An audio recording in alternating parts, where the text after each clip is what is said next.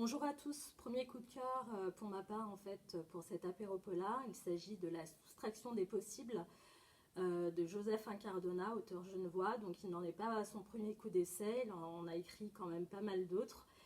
Dont le très très bon aussi Derrière les panneaux il y a les hommes, dont je vous recommande vivement en fait et chaudement la lecture.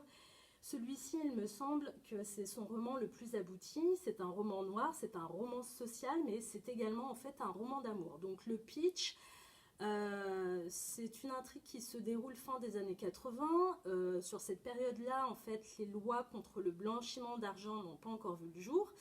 Et on y suit un personnage un peu particulier, donc qui est prof de tennis, qui est plutôt bien sur lui, beau gosse, Aldo Bianchi, qui officie donc dans des clubs de tennis assez sélects, puisqu'il donne des cours à des femmes d'un certain âge déjà, et qui ont plutôt un portefeuille assez bien garni.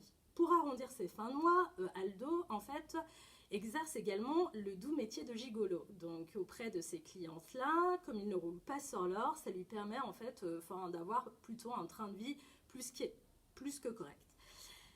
Jusqu'au jour où sa route va croiser celle de Svetlana, qui est une brillante analyste financière qui travaille dans une banque assez huppée à Genève.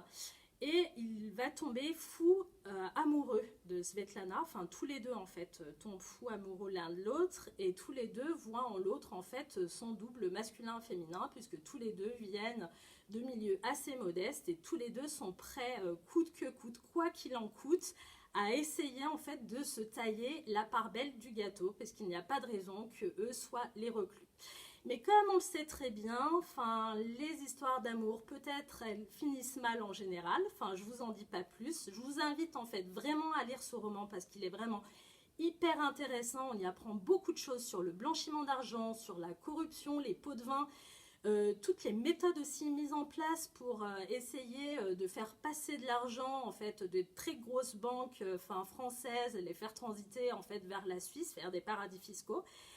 On sent que l'auteur s'est vraiment très très bien documenté. Donc sur fond de roman noir, on y sent aussi cette intrigue amoureuse entre les deux, digne d'une tragédie grecque, puisqu'elle se déroule en fait sur 3 parties.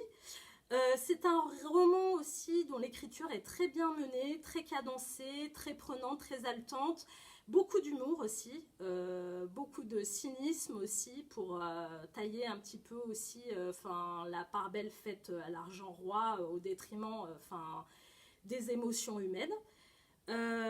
C'est prodigieux, c'est grandiose, c'est haletant. Je ne peux que vous inviter en fait à découvrir ce roman.